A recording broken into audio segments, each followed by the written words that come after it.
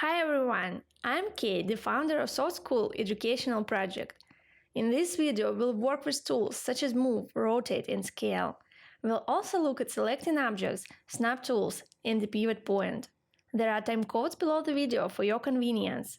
Subscribe to our channel for more updates, like it, and join us on Patreon for even more valuable 3ds Max content.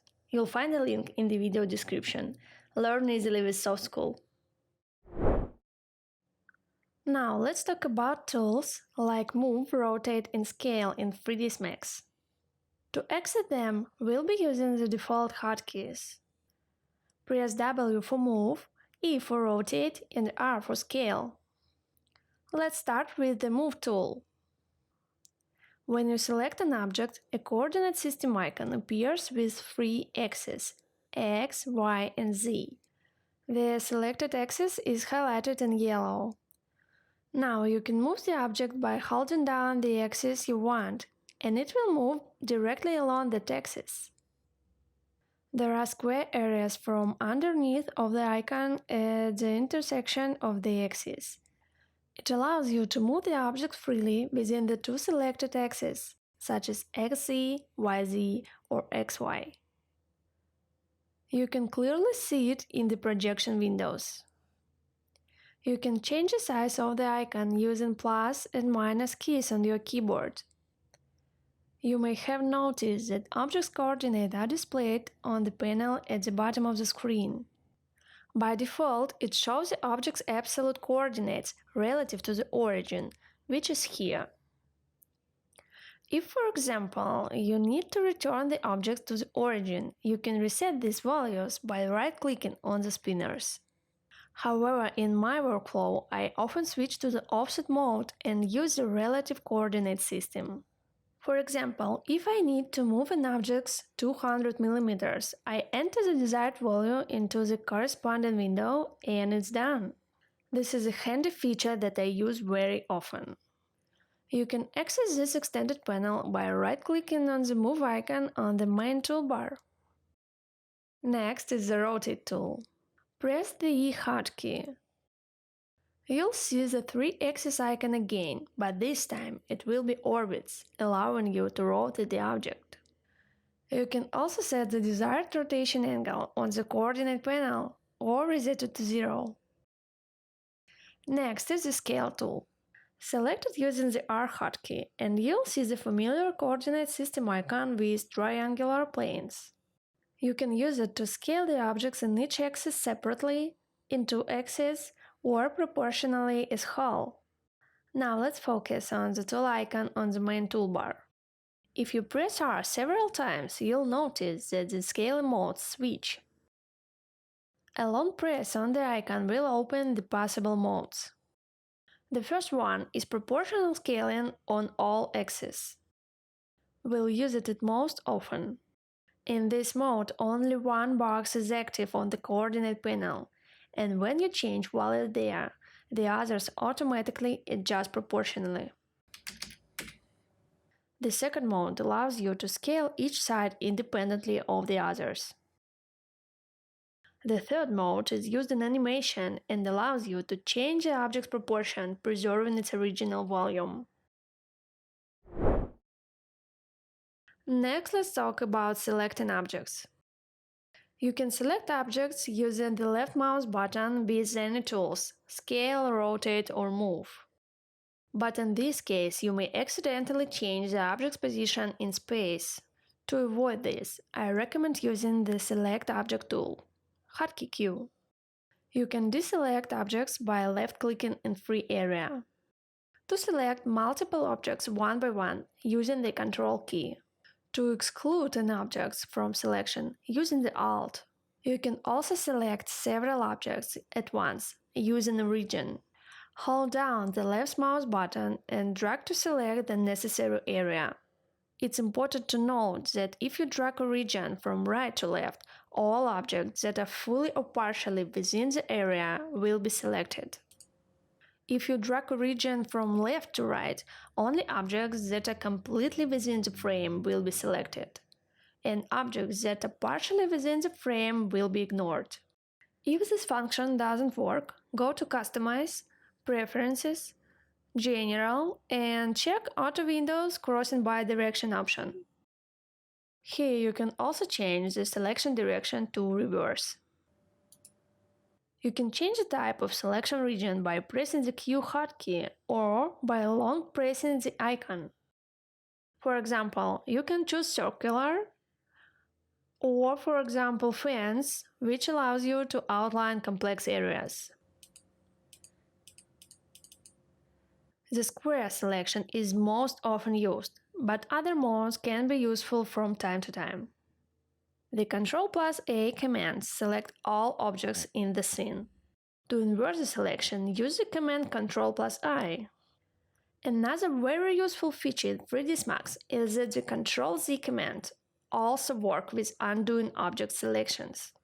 That is, if you accidentally cleared a selection or selected something unnecessary, you can simply use Ctrl-Z to undo those actions. The next useful tool is the selection filter. The default mode is all, but you can choose any other category. If you, for example, select the cameras, then the program will ignore all other objects, both when manually selecting and using the region and through the Ctrl-A command. If, for instance, you choose lights, the filter will only apply to light sources.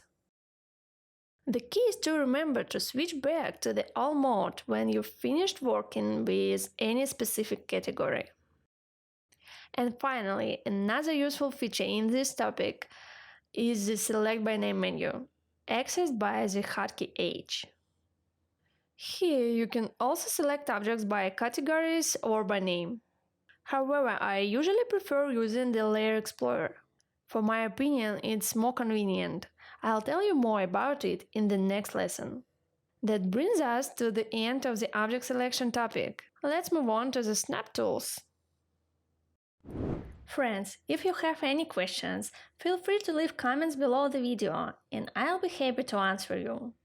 Also, be sure to join us on Patreon. There you'll find videos with useful tips on organizing and optimizing your workflow. The link in the description. So, the next important section we are going to discuss in the snaps. Snaps are a convenient and quick way of aligning objects to specific points in space or relative to each other. The Snap Tool panels is located here. Each tool has a magnet icon in the top of the right corner. The first tool is the Object Snap, hotkey S. It's used for creating and moving objects. It allows you to create objects based on another and align objects together. For example, using the snap, I'm created a simple composition with several elements, ensuring that each object touches another exactly where needed. Let's hide the grid so that it doesn't prevent our work. When the snap is active, a small circle appears in the corner of the Move tool icon. When it's disabled, you'll see a square. But before you start to work with snaps, let's configure them. Right-click on the icon to open the Grid and Snap Settings menu. Here you can change what you snap to. For example, you can choose grid points, faces, or any other parameters that suits you.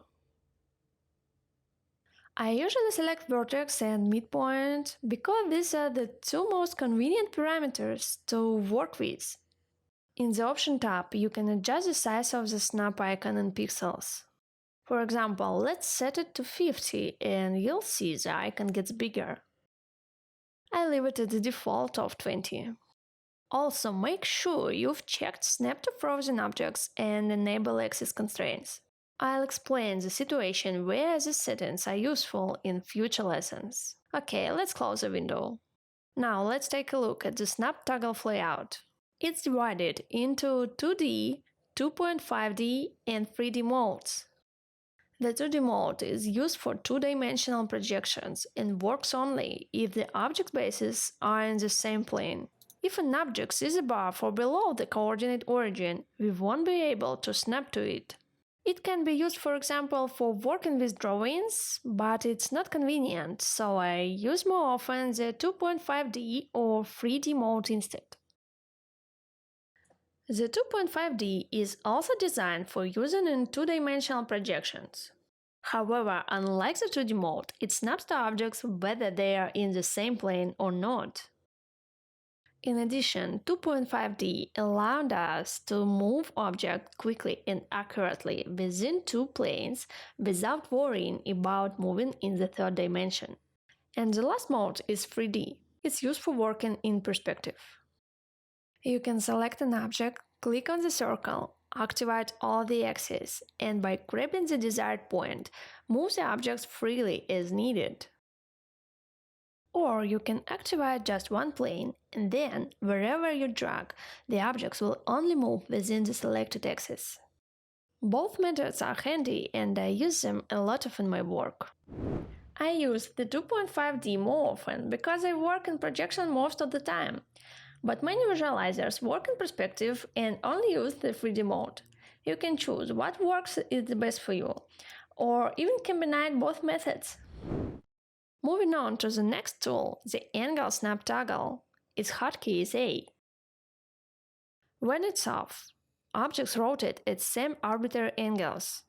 But if we need to rotate them at a specific value, we use the snap.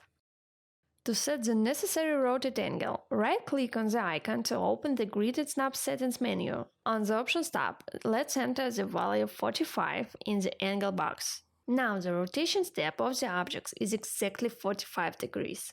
The next type of snap is the percent snap toggle. It's used with the scale tool and allows you to change the object scale by a specified percentage step. You can also change the step by right-clicking in the percent box. Let's set it to 50, for example, and see how it works with the box. The last tool is the spinner snap toggle.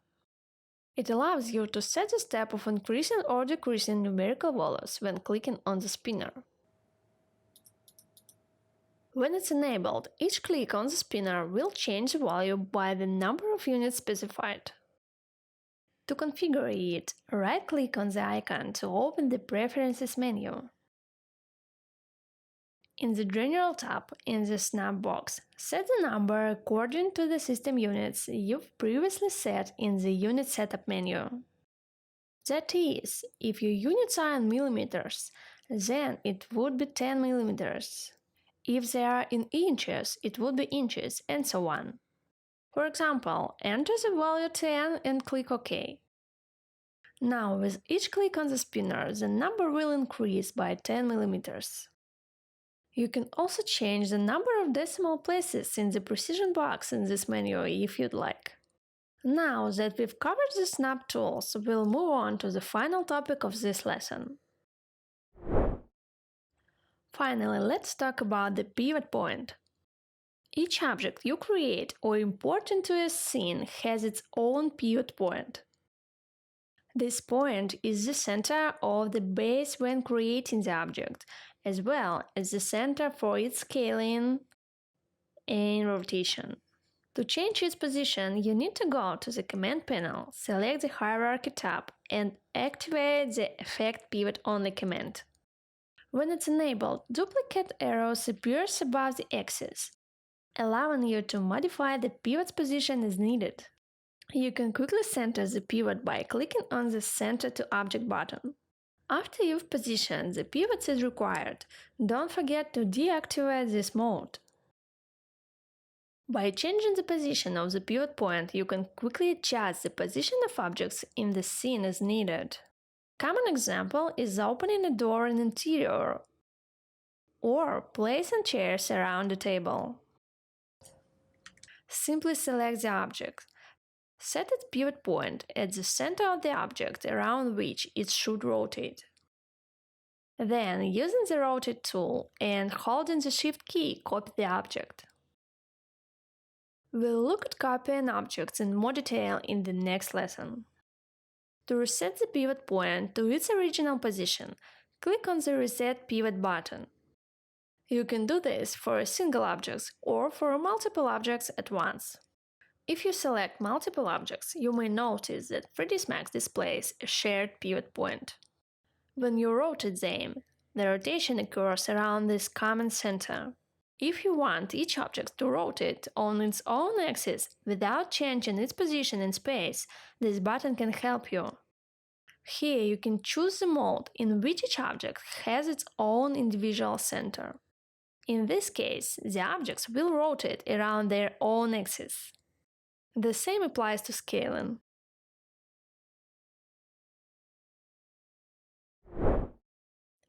If you enjoyed this video, please hit the like button, subscribe to the channel and leave your comments below. I'll be happy to answer your questions. Also, don't forget to check out our Patreon link in the description for even more useful and interesting content. Thanks for watching and see you in our next video.